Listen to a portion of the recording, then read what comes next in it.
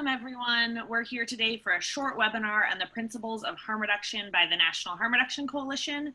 This is part of a series to support hospitals in integrating harm reduction into the services you provide. And so we're going to learn today more about what this means in philosophy. And today I'm joined by my colleague Jenna Haywood, and I'm Savannah O'Neill. Hi everyone, welcome. So just a little bit about us before we get into some of the content, know who you're hearing from.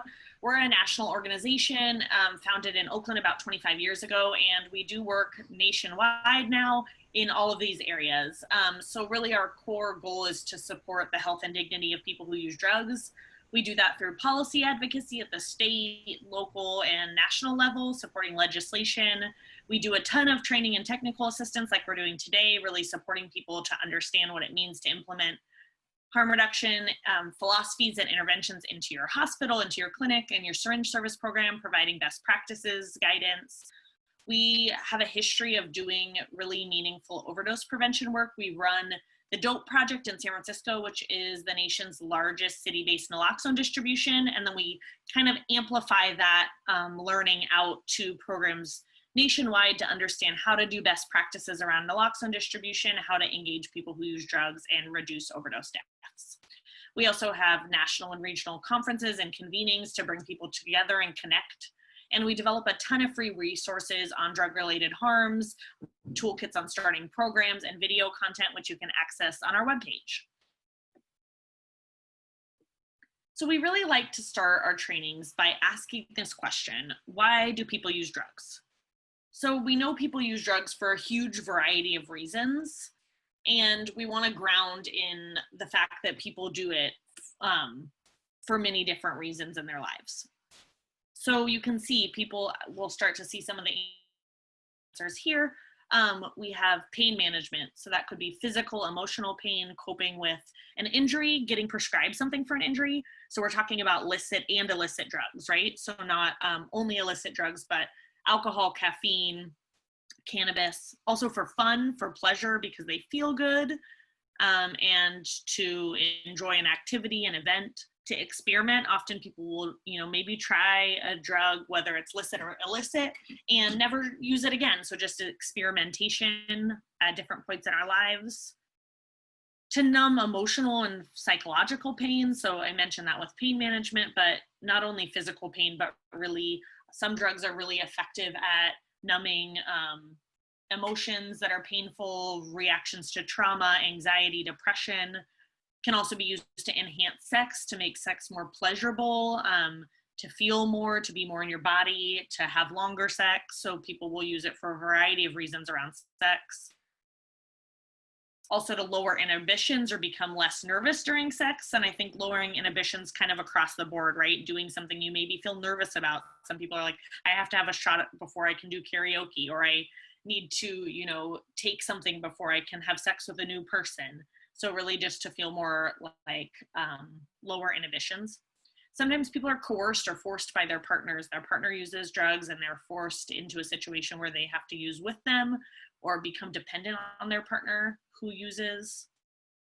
We know that as substance use coercion, often in intimate partner violence relationships, to make someone who's being abused feel crazy or seem unstable.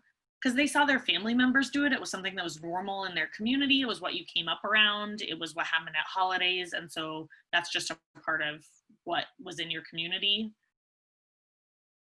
And for safety, this one often gets left out. So I really like to lift this up that, sometimes what about someone who has to live outside and needs to stay awake to avoid being robbed or assaulted if you're unhoused? Someone who has to stay awake for a job or for safety for other reasons, to become alert.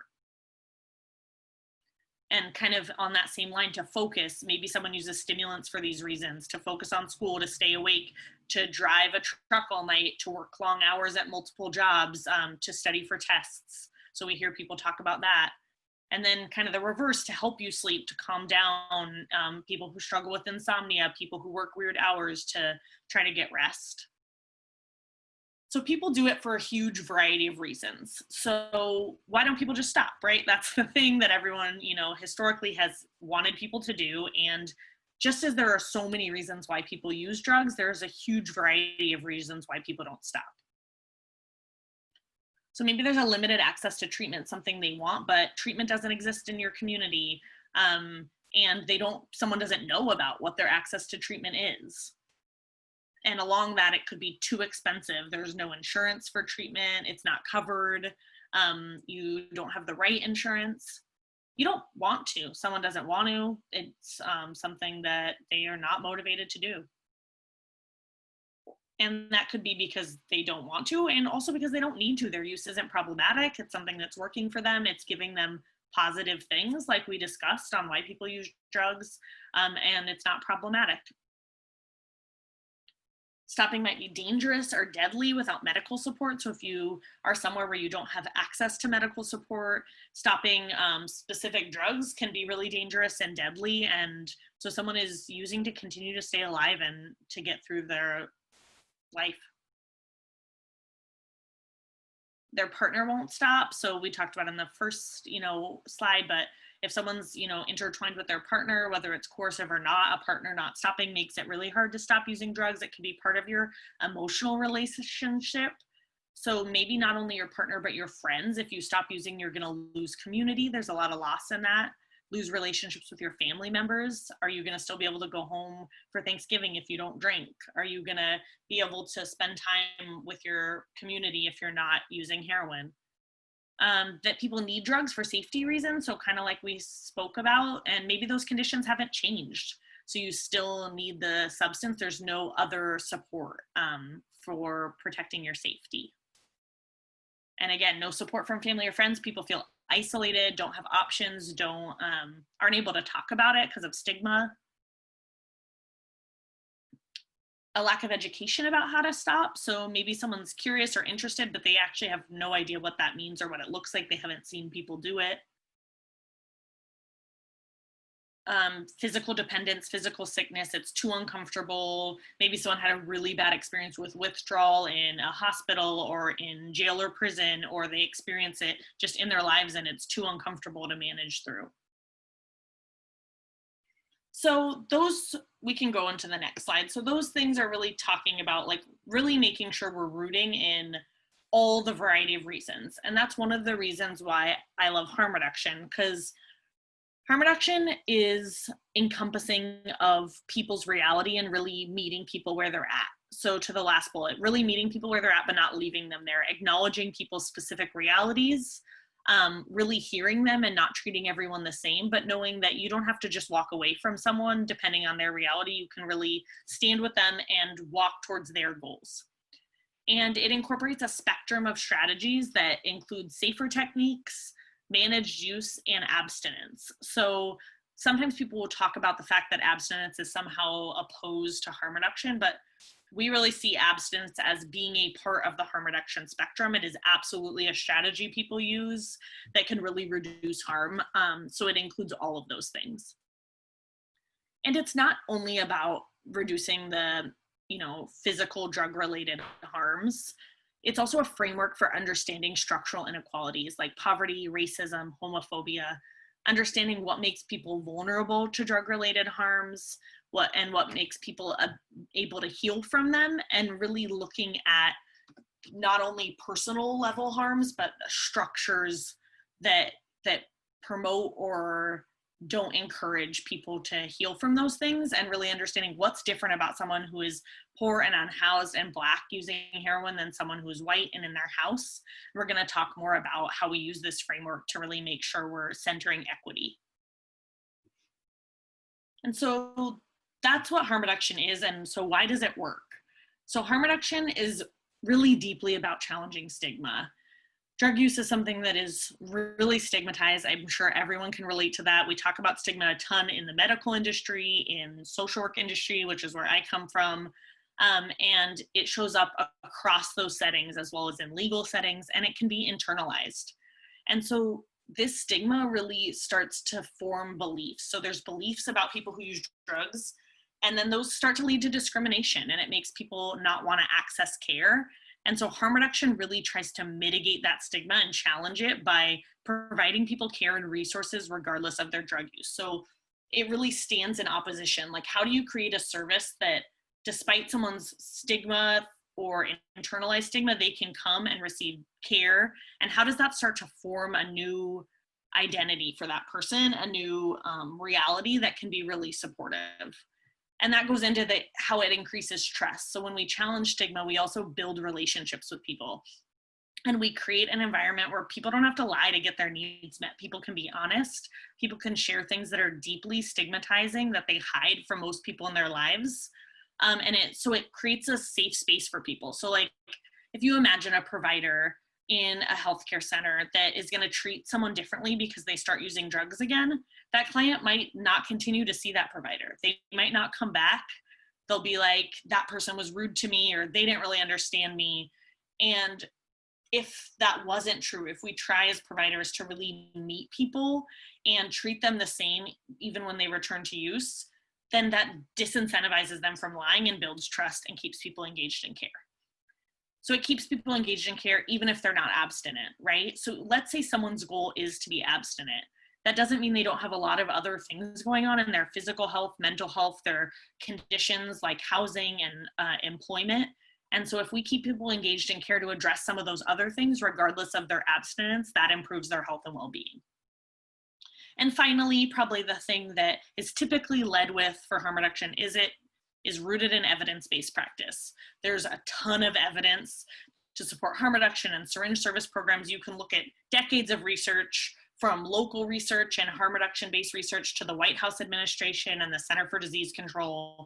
And we know that these things reduce, HIV and Hep C, Hep B on a community-wide level. They reduce incidence of abscesses and negative interaction with law enforcement, and really that providing basic sterile equipment, as well as treating people with care and dignity, really reduces health and social harms.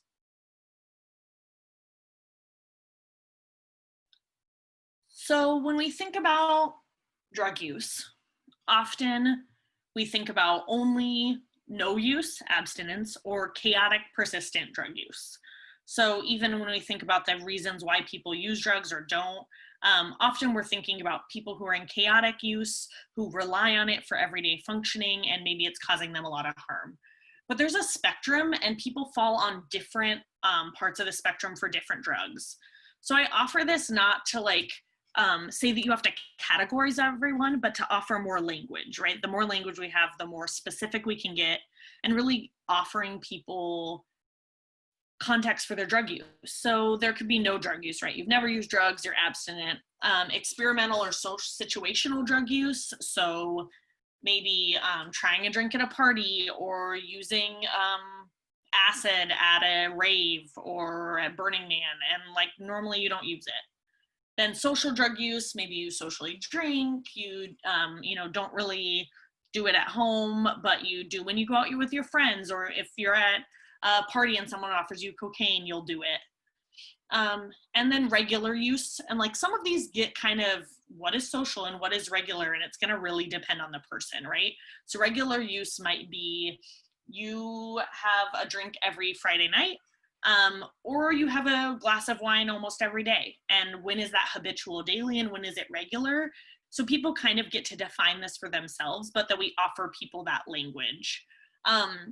But really there's just a regular practice of using it. It's part of your life. It's something that you do consistently.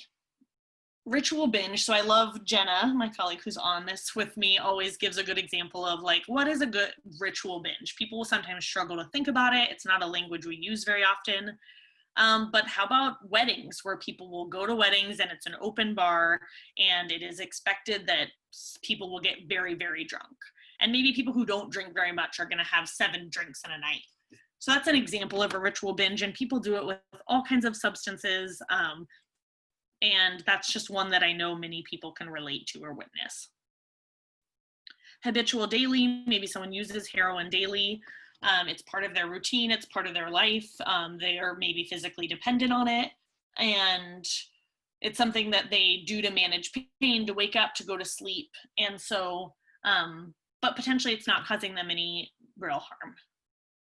And then we go to chaotic persistent. So that drug use could become chaotic persistent because that's also habitual, but when it really starts to cause harm in your life, to bring up, issues in employment, issues in relationship, you're spending a lot of time focused on that, not focused on other responsibilities or things you enjoy in your life. And that might vary depending on what's happening. That might go between, maybe you're someone who regularly uses and then something happens in your life and it gets really chaotic.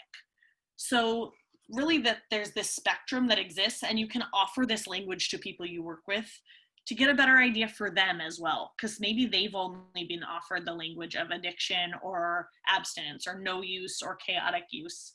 And so really making sure you kind of help people get really specific about what they're struggling with, because also the strategies to support someone who socially uses and maybe wants to change that and chaotically uses might be different. So just like drug use exists on a spectrum, we know risk also exists on a spectrum.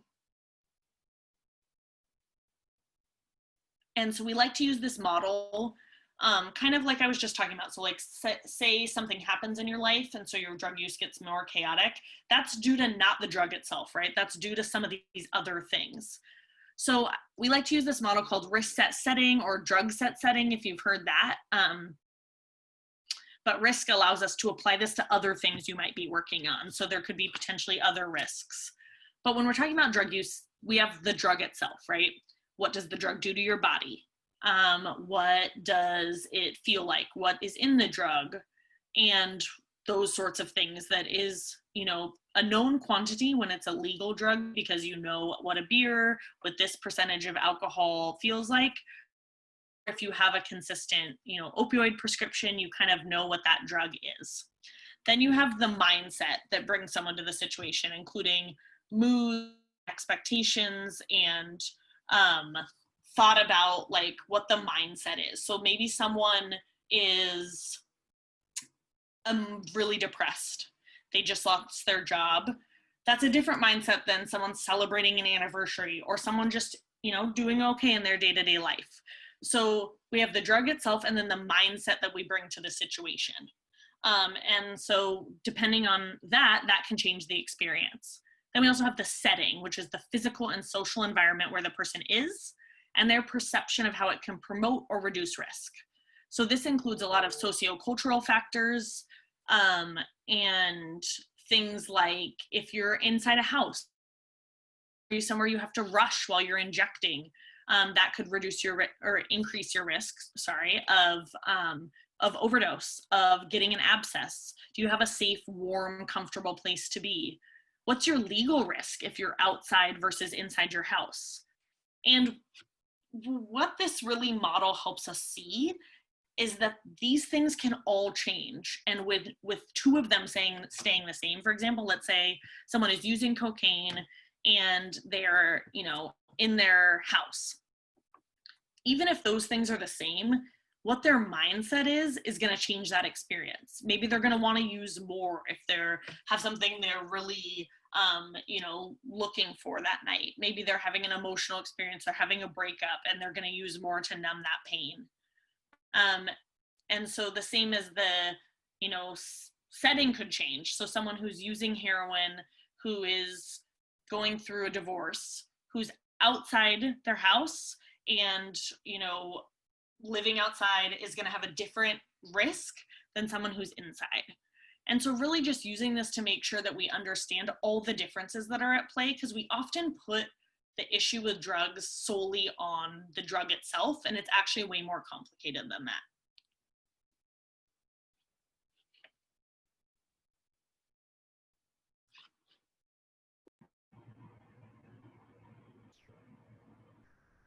Okay, so now we're going to move into watching a quick video and then talking about the 6 principles of harm reduction that we can draw from this example.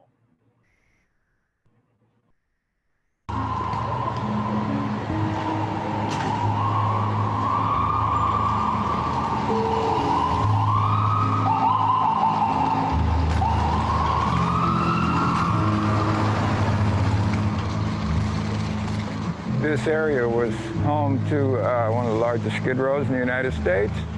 A lot of bars, a lot of drug trafficking, and it was particularly prevalent on my block. So everyone around me was caught up in drug use of various kinds, and I got caught up in it too, so, you know. I want to give you today's quote that I stole from Facebook. It pertains to my Hep C quest, and it basically says that our mission is impossible, so what are you waiting for? Let's get started. I had a long history of drug use, in and out of correctional facilities, on and off of opioid treatment programs, methadone clinics, you name it, I went to it. At that point, I was so medicated all the time, and I had so many other things going on that hepatitis C was way, way down here on the list. You know, like I was, you know, more worried about getting shot in the head or, you know, going and catching a prison sentence than I was hepatitis C. But Orlando. I don't even remember meeting Orlando the first time I apparently met him, because he was so not interested in what I was doing. He had hepatitis C, he was at his methadone clinic. And then something changed. He decided, okay, now is the time to deal with this. Mikey and... you don't know how. Can I play? So did you get a nickel? Okay. A nickel. Oh, gets a nick. Nobody asked me to, you know, piss in a bottle or have you been doing this or have you been doing that. Nobody threatened to throw me out. I just said, okay, you're here. Glad to see you. When you dictate my hierarchy of needs to me, then you're disempowering me. I know what I need, and I know what I need and in what order I need it in. You know, if you want to be a partner with me in that, that's great, you know, but if you go tell me, well, I can't do this for you because you have to go jump through these 10 hoops first, and, you know, we want to see how high you jump, and we don't want you to come down till we tell you to. I'm not going to respond to that. That didn't happen here. That did not happen here.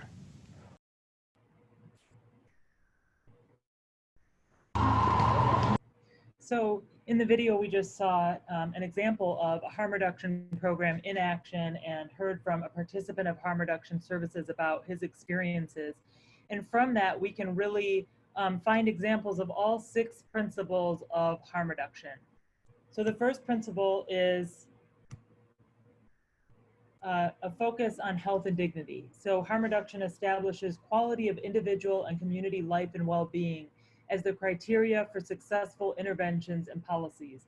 So it doesn't say that the cessation of drug use or not having law enforcement interaction or having a specific kind of job is what makes a program successful. It says that the quality of the individual community life and their well-being is the focus and is the criteria for what makes a program successful. And we really saw that in the video with Orlando, where things were on, you know, the services he were really focused around him being an active participant in what the next step would be for him, and what services, when he would receive services and how he would receive services. And he got to decide what it meant for himself to have health and to have dignity. And it also, you know, really combining, you know, focusing on the importance of combining health and dignity into one principle versus sometimes programs may feel, or people or providers may feel that they are focused on the health of someone and take the dignity part away and strip the person of their dignity. And that's actually, you know, not allowing, it's not a practice of harm reduction to coerce someone into treatment or to coerce someone into whatever kind of health service the provider may feel is right for them at the time. So the second is participant-centered services. So this calls for the non-judgmental, non-coercive provision of services and resources to people who use drugs and the communities in which they live in order to assist them in reducing attendant harm. And you can see there's a lot of overlap in these principles and how they relate. So it's really important, you know, when we talk about harm reduction, meeting people where they are, that's doing that in a non-judgmental, non-coercive way. We heard Orlando say, you know, when you dictate my hierarchy of needs to me, you disempower me. I know what I need and I know what order I need it in. And so it's really about, again, that non-coercive service. And participant involvement. This is a photo of Orlando later on after this video was, or what we don't see in the video is that he went on to be cured of Hep C and then become an advocate and actually create policy in California that that expanded the treatment of hepatitis C for people all across California. And so, you know, finding ways for participants to be involved at whatever level they feel comfortable with is powerful and is really something that we encourage. And even if you're in a site where you don't see how this could be possible, to really think creatively about what are some things that participants could be involved in. And so this is about ensuring participants and communities impacted have a real voice in the creation of programs and policies designed to serve them. And that example of Orlando actually changing state policy as a participant who first came in and was seen as somebody who was not interested at all in even addressing his own hepatitis C. So thinking about and really thinking as we're going through these, we normally, if we were in person, would actually ask you to think about which one resonates with you and which one do you find most challenging. And so you can do that as we go through them. You can think of which ones am I already doing in my site, and which ones do I want to work on. So the next is participant autonomy. This affirms participants themselves as the primary agents of change and seeks to empower participants to share information and support each other in strategies which meet their actual conditions of harm. And so again, this really ties into some of the previous principles about being non-coercive and non-judgmental. You saw that in the video, they were also having fun. They were having pizza and playing games. They were creating a space that was centered around participants, and that was really that was coming up with care plans that centered the autonomy of the participant to decide what kind of changes they wanted to make in their life and when they wanted to make those changes. The next is sociocultural factors. So recognizes that the realities of various social inequalities affect both people's vulnerability to and capacity for effectively dealing with potential harm. And we really heard Savannah talk about this in the risk setting model, which reminds us that two people could have the exact same use but have sociocultural factors that are impacting how that use is going to impact their lives and what kind of harm they're at risk for. That's not just harm from the drugs, but also other kinds of risk and harm from their environment. And we saw in Orlando's case, you know, that also the sociocultural factors he was dealing with really impacted his ability to think about treatment. So he talked about, you know, I grew up in this neighborhood, this is what everyone was doing, so I did it too. And I was more worried about a prison sentence or getting shot in the head than I was about my hepatitis C. So if we can't overlook these as factors, right? When as a provider, we may think we have, we know exactly what the plan for the person should be, but without really focusing on what are the sociocultural factors at play that might impact their vulnerability to and capacity to deal with whatever potential harm they're facing. And the last is that harm reduction is pragmatic and realistic. So it's not about minimizing or ignoring the real and tragic harm associated with illicit and licit drug use or other risk behaviors.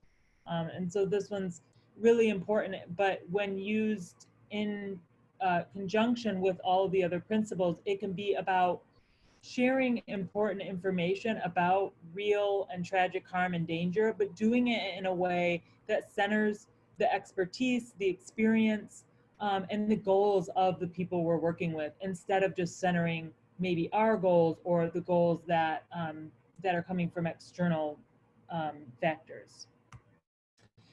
And so, in closing, you know, you heard today about the principles of harm reduction, and we also talked a little bit about you know, and we saw in the video examples of harm reduction, like drop-in centers, or, you know, whatever the services that we offer are, and that we really want to look at practicing harm reduction as a combination of the philosophy and principles of harm reduction paired with the actual medical services or social services that are being offered to the person. And so even if you don't have right now the ability to implement all of the tools and services you might like, you can still treat people with dignity and respect. You can still consider their sociocultural factors. You can still center them in the creation of your services and be practicing harm reduction. And the opposite is true, that you could be providing all kinds of treatment and harm reduction services or tools for people who use drugs, but be treating them really poorly and stigmatizing them and leaving them out of the conversation and not actually be practicing harm reduction. So these two things really do go hand in hand.